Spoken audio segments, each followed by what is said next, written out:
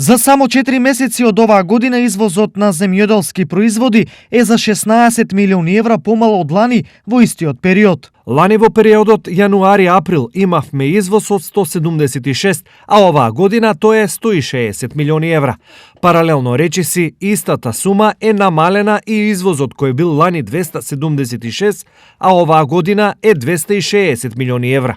Први најмногу од коронавирусот настрадаа сточарите, чии јагниња речиси половината останаа дома, а тие што ги продадоа за трговците беа по багателни цени. Државната статистика вели дека јагнешкиот извоз лани бил 1,6 милиони килограми, а оваа е 1,2.